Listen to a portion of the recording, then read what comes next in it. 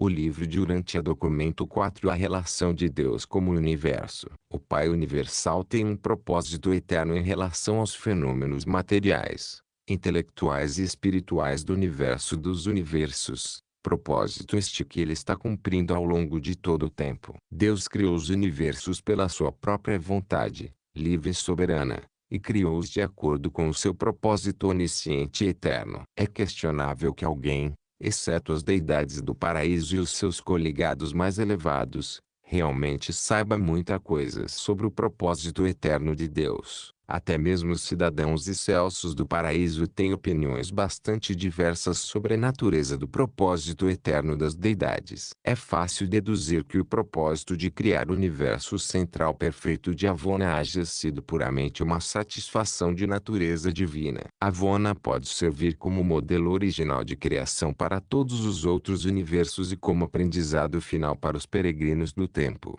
no seu caminho para o paraíso. Contudo, essa criação tão superna deve existir fundamentalmente para o prazer e a satisfação dos criadores perfeitos e infinitos. O plano assombroso de aperfeiçoamento dos mortais evolucionários bem como os corpos e finalidade, uma vez que hajam alcançado o paraíso, a fim prover-lhes o preparo posterior para alguma tarefa futura não revelada, com efeito, parece ser, no presente, uma das principais preocupações dos 7 superuniversos e das suas numerosas subdivisões. Entretanto, esse esquema de ascensão para espiritualizar e aperfeiçoar os mortais do tempo e do espaço não é, de forma alguma, a ocupação exclusiva das inteligências do universo. Há, de fato, muitas outras metas fascinantes que ocupam o tempo e canalizam as energias das hostes celestes. 1.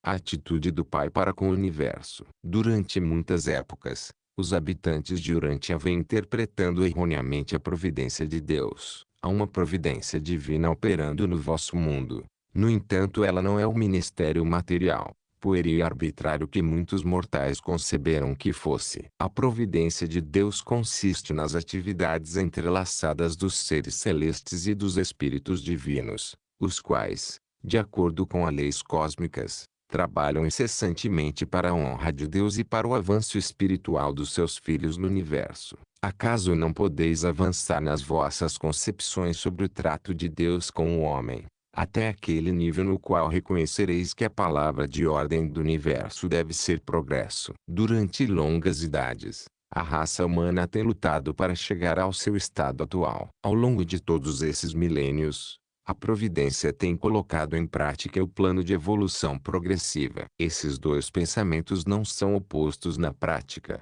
apenas na concepção equivocada dos homens. A providência divina não se alinha em oposição ao verdadeiro progresso humano, seja ele temporal, seja espiritual. A providência é sempre coerente com a natureza imutável e perfeita do legislador supremo. Deus é fiel e todos os seus mandamentos são justos. A sua constância está estabelecida nos próprios céus.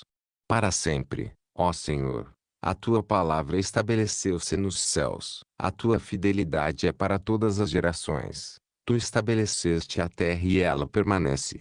Ele é um Criador merecedor de fé. Não há limites para as forças e personalidades que o Pai pode usar para manter o seu propósito e sustentar as suas criaturas. O Deus eterno é o nosso refúgio e, por debaixo, Ele mantém os seus braços perpétuos.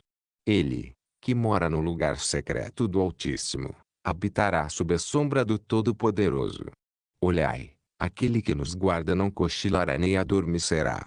Sabemos que todas as coisas trabalham juntas para o bem daqueles que amam a Deus, pois os olhos do Senhor estão sobre os justos e os seus ouvidos abertos às preces deles. Deus sustenta todas as coisas pela palavra do seu poder. E mundos novos nascem, quando ele envia espaço afora os seus filhos, e os mundos são criados. Deus não apenas os cria, mas preserva-os todos. Deus sustenta constantemente todas as coisas materiais e todos os seres espirituais. Os universos são eternamente estáveis. A estabilidade se mantém em meio à instabilidade aparente. Existem uma ordem e uma segurança subjacentes, em meio às perturbações da energia e os cataclismos físicos nos domínios estelares. O Pai Universal não se retirou da administração dos universos. Ele não é uma deidade inativa. Se Deus deixasse de ser o sustentador sempre presente de toda a criação, um colapso universal ocorreria imediatamente. Fora de Deus,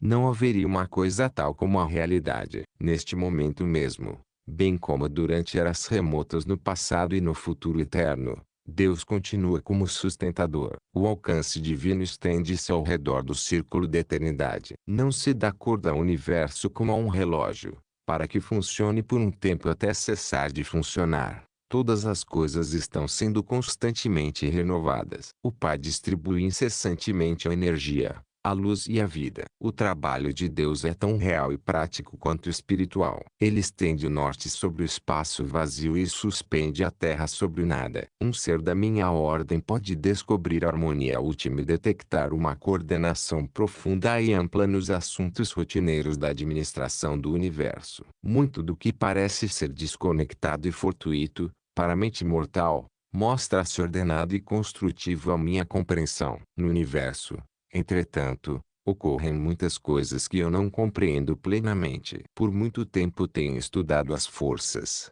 energias, mentes, morôncias, espíritos e personalidades reconhecidas dos universos locais e dos superuniversos, e por isso tenho uma certa familiaridade com eles. Firmei-me em uma compreensão geral de como essas agências e personalidades operam. E estou intimamente familiarizado com os trabalhos das inteligências espirituais dignas de crédito no grande universo. Apesar do conhecimento que tenho dos fenômenos dos universos, vejo-me constantemente confrontando por reações cósmicas que não posso penetrar inteiramente. Deparo continuamente com conspirações aparentemente fortuitas, tecidas por uma interação de forças, energias, intelectos e espíritos, que não consigo explicar de maneira satisfatória. Considero-me inteiramente competente para descrever e analisar como operam todos os fenômenos resultantes diretamente das ações do Pai Universal, do Filho Eterno, do Espírito Infinito e, em grande parte, da Ilha do Paraíso. O que causa minha perplexidade é deparar com o que parece ser o desempenho dos seus coordenados misteriosos, os três absolutos de potencialidade. Esses absolutos parecem suplantar a matéria, transcender a mente e sobrepujar-se ao espírito. Fico constantemente confuso, e muitas vezes perplexo, com a minha incapacidade de compreender essas transações complexas que atribuam às presenças e atuação do absoluto inqualificável, do absoluto da deidade e do absoluto universal. Esses absolutos devem ser as presenças não totalmente reveladas no amplo universo, as quais, nos fenômenos da potência do espaço e na função de outros superúltimos, tornam impossível aos físicos, filósofos ou mesmo aos religiosos predizer, com certeza, como as fontes primordiais de força, conceito e espírito responderão às exigências feitas em uma situação complexa de realidade, envolvendo ajustes supremos e valores últimos. Há também uma unidade orgânica, nos universos do tempo e do espaço, que parece respaldar toda a tessitura dos eventos cósmicos. Essa presença viva do Ser Supremo em evolução, essa imanência do incompleto projetado, é inexplicavelmente manifestada, de quando em quando, por meio daquilo que parece ser uma coordenação assombrosamente fortuita de acontecimentos cósmicos aparentemente desconectados. Essa deve ser a função da providência, o âmbito do Ser Supremo e do agente conjunto. Estou inclinado a acreditar que é esse controle vasto e geralmente irreconhecível, de coordenação e interassociação, de todas as fases e formas da atividade universal, que causa uma mescla tão variada, tão aparente e incorrigivelmente confusa, de fenômenos físicos, mentais, morais e espirituais que, de um modo tão inequívoco, trabalham para a glória de Deus e para o bem de homens e anjos. Mas, em um sentido mais amplo, os acidentes aparentes do cosmos são indubitavelmente uma parte do drama finito da aventura tempo-espacial de infinito,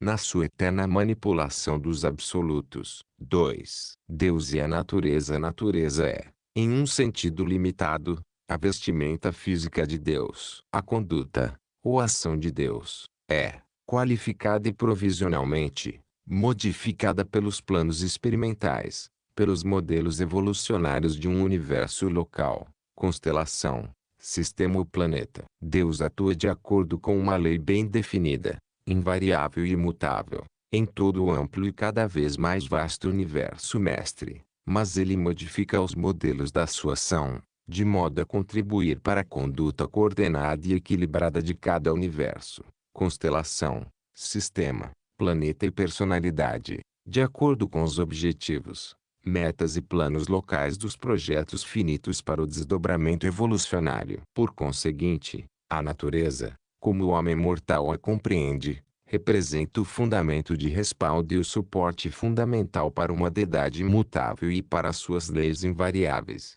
que se modificam, que flutuam e que passam por transtornos devido ao funcionamento local dos planos, propósitos, modelos e condições inauguradas e levadas adiante pelas forças e personalidades do universo local, da constelação, do sistema e dos planetas. Por exemplo, as leis de Deus, tais como ordenadas em Nebadon, foram modificadas pelos planos estabelecidos pelo Filho Criador e pelo Espírito Criativo desse universo local. E, além de tudo isso, a operação dessas leis foi ainda ulteriormente influenciada pelos erros, falhas e insurreições de alguns seres residentes no vosso planeta e pertencentes diretamente ao vosso sistema planetário de Satânia. A natureza é uma resultante, no tempo e espaço, de dois fatores cósmicos. Primeiro, a imutabilidade, a perfeição e a retidão da deidade do paraíso.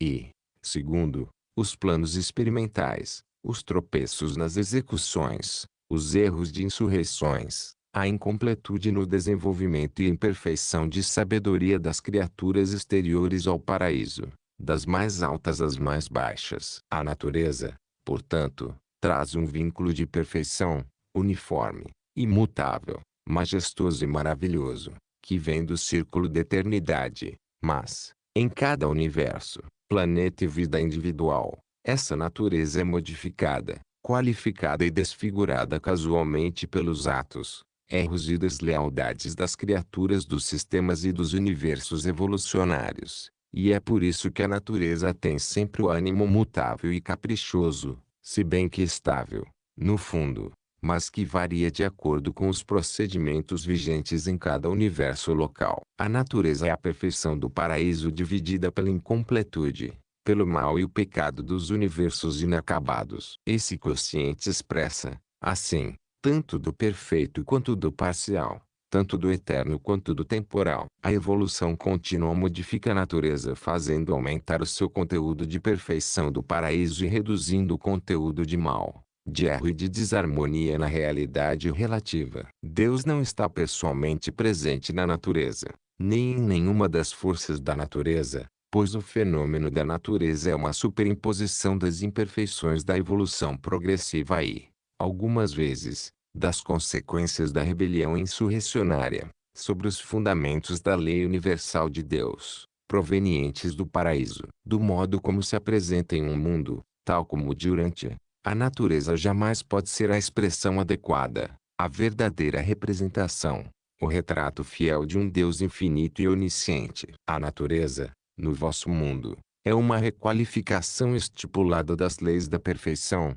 feita pelos planos evolucionários do universo local. Que faz-se adorar a natureza porque esteja penetrada por Deus, pois ela está de um modo limitado e restritivo, porque é apenas uma fase do poder universal e, portanto, do poder divino. A natureza também é uma manifestação do inacabado, do incompleto, das elaborações imperfeitas do desenvolvimento, do crescimento e do progresso de um universo experimental em evolução cósmica. Os defeitos aparentes do mundo natural não indicam quaisquer defeitos correspondentes no caráter de Deus. As imperfeições observadas são meramente as interrupções momentâneas e inevitáveis na projeção de um filme sempre em movimento, que é a infinitude. E são essas mesmas interrupções defeituosas, da perfeição em continuidade, que possibilitam à mente finita do homem material captar uma visão fugaz da realidade divina no tempo e no espaço. As manifestações materiais da divindade parecem defeituosas à mente evolucionária do homem, apenas porque o homem mortal insiste em uma visão dos fenômenos da natureza por meio dos seus olhos naturais, pela visão humana não ajudada pela mota moroncial, nem por meio da revelação, que é a substituta compensatória da mota nos mundos do tempo. E a natureza está desfigurada. A sua face de beleza tem cicatrizes. As suas feições ficaram murchas com a rebelião, pela conduta errônea, pelo pensamento desviado das miríades de criaturas que são uma parte da natureza, mas que têm contribuído para sua desfiguração no tempo. Não, a natureza não é Deus. A natureza não é um objeto de adoração. 3. O caráter imutável de Deus. Por um tempo grande demais o homem pensou em Deus como um ser semelhante a si próprio. Deus não tem, nunca teve e nunca terá rivalidade ou ciúme do homem, nem de qualquer outro ser no universo dos universos. Sabendo que o Filho Criador pretendia que o homem fosse a obra-prima da criação planetária, que fosse o soberano da Terra inteira, quando Deus teve a visão do homem sendo dominado pelas suas próprias paixões mais baixas, e viu o espetáculo da sua criatura prostrada diante de ídolos de madeira, de pedra, de ouro, e diante da própria ambição egoísta, essas cenas sórdidas levaram Deus e os seus filhos a tomar-se de zelo e de cuidado pelo homem, mas nunca por rivalidade nem por ciúme do homem. O Deus eterno é incapaz de ira ou de raiva, no sentido que essas emoções humanas têm e como o homem tem de tais reações. Esses sentimentos são mesquinhos e desprezíveis, são indignos de serem chamados até de humanos e mais ainda de divinos. E tais atitudes são totalmente alheias à natureza perfeita e ao caráter pleno de graça do Pai Universal. Uma parte muito grande da dificuldade que os mortais durante a têm de compreender Deus deves e as consequências, de longo alcance, da rebelião de Lúcifer e da traição de Caligástia. Em mundos não segregados pelo pecado, as raças evolucionárias são capazes de formular ideias muito melhores do Pai Universal, pois os seus conceitos sofrem menos distorções, confusões e deturpações. Deus não se arrepende de nada que haja feito, que agora faça ou que venha um dia fazer. Ele é onisciente, bem como onipotente. A sabedoria do homem vem das provações e dos erros da experiência humana. A sabedoria de Deus consiste na perfeição inqualificável, ilimitada, do seu discernimento universal infinito e irrestrito. E esse pré-conhecimento divino efetivamente dirige o seu livre-arbítrio criador. O Pai Universal nunca faz nada que cause dor ou arrependimentos subsequentes. Mas as criaturas volitivas, planejadas e feitas pelas suas personalidades criadoras, nos universos remotos, pela própria escolha desafortunada dessas criaturas, algumas vezes, causam emoções de pesar divino nas personalidades dos seus pais criadores. Todavia, embora o pai não cometa erros, nem abrigue arrependimentos, ou experimente o pesar, ele é um ser que tem uma feição de pai, e o seu coração fica pesaroso, sem dúvida, quando os seus filhos falham em atingir os níveis espirituais que seriam capazes de alcançar, com a assistência que foi tão livremente provida pelos planos da realização espiritual e pelas políticas de ascensão dos mortais nos universos. A infinita bondade do Pai está além da compreensão da mente finita do tempo. Por isso é que deve haver sempre uma forma de contraste com o mal comparativo, não o pecado, para a exibição efetiva de todas as fases da bondade relativa. A perfeição da bondade divina pode ser discernida pela intuição mortal imperfeita apenas porque ela se destaca, por contraste, da imperfeição relativa das relações entre o tempo e a matéria, nos movimentos do espaço. O caráter de Deus é infinitamente supra-humano, e é por isso que essa natureza da divindade deve ser personalizada, como é, nos filhos divinos, antes que possa ser captada com a fé, pela mente finita do homem. 4. Como compreender Deus? Deus é o único ser estacionário, autocontido e imutável em todo o universo dos universos e para quem não há um lado exterior além, nem passado, nem futuro. Deus é energia com um propósito, o Espírito Criador, e vontade absoluta. Atributos que são autoexistentes e universais. Posto que Deus existe por si próprio, ele é absolutamente independente. A própria identidade de Deus é inimiga da mudança. Eu, o Senhor, não mudo. Deus é imutável, mas, até que vós tenhais alcançado o status do paraíso, não podeis nem mesmo começar a entender como Deus pode passar da simplicidade à complexidade, da identidade à variação, da quiescência ao movimento, da infinitude à finitude, do divino ao humano e da unidade à dualidade, e, desta, à trindade. Mas Deus pode, assim, modificar as manifestações da sua absolutez, pois a imutabilidade divina não implica a imobilidade. Deus tem vontade, ele é vontade. Deus é o ser da autodeterminação absoluta. Não há limites para as suas reações no universo, exceto aqueles que são autoimpostos, e os seus atos de livre-arbítrio são condicionados apenas pelas qualidades divinas e atributos perfeitos que caracterizam inerentemente a sua natureza eterna. Portanto, Deus está relacionado ao universo como ser de bondade final e,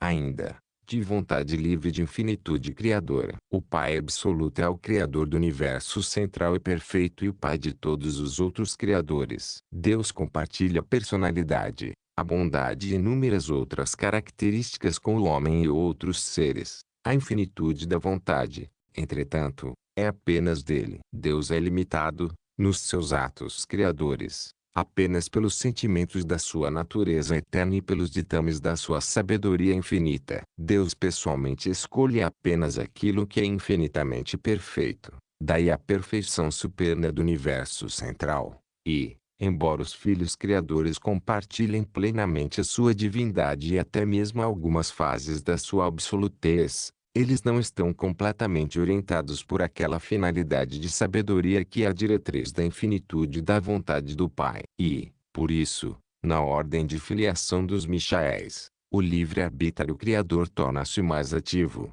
mais plenamente divino, e quase último, se não absoluto mesmo. O Pai é infinito e eterno, mas negar a possibilidade da sua autolimitação volitiva equivaleria a negar o próprio conceito de absolutez da sua vontade. A absolutez de Deus permeia todos os 7 níveis da realidade universal. E a totalidade da sua natureza absoluta está sujeita à relação do Criador com a sua família de criaturas no universo. A precisão pode caracterizar a justiça trinitária no universo dos universos, mas em todo o seu vasto relacionamento familiar com as criaturas do tempo, o Deus dos universos se pauta pelo sentimento divino. Em primeiro e último lugares, eternamente, o Deus infinito é um Pai. Entre todos os títulos possíveis pelos quais ele poderia ser conhecido apropriadamente, fui instruído a retratar o Deus de toda a criação como o Pai universal. Em Deus, o Pai, os atos do livre-arbítrio não são regidos pelo poder,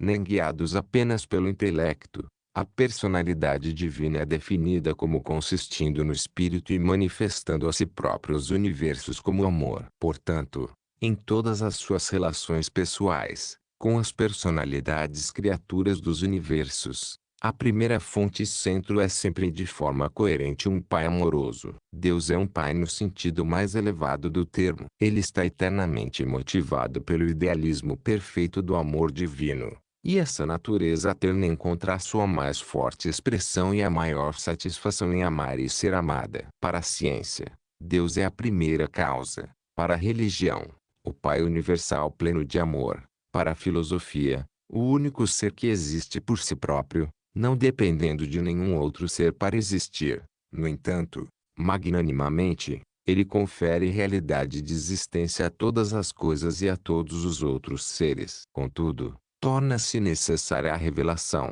para mostrar que a primeira causa da ciência e a unidade autoexistente da filosofia são o mesmo Deus da religião, pleno de misericórdia e bondade, e comprometido em efetivar a sobrevivência eterna dos seus filhos da terra. Nós almejamos o conceito do infinito, mas adoramos a ideia e a experiência de Deus, a nossa capacidade de captar, em qualquer tempo e qualquer lugar, os fatores da personalidade e da divindade dentro do nosso mais elevado conceito de deidade. A consciência de uma vida humana vitoriosa, na Terra, nasce daquela fé do ser criado a qual se atreve a desafiar cada episódio recorrente da existência, quando se defronta com o espetáculo pavoroso das limitações humanas, por meio da afirmação infalível: Ainda que eu não possa fazer isso, em mim vive alguém que pode e queira fazê-lo. Uma parte do Pai absoluto do universo dos universos. E essa é a vitória que conquista o mundo.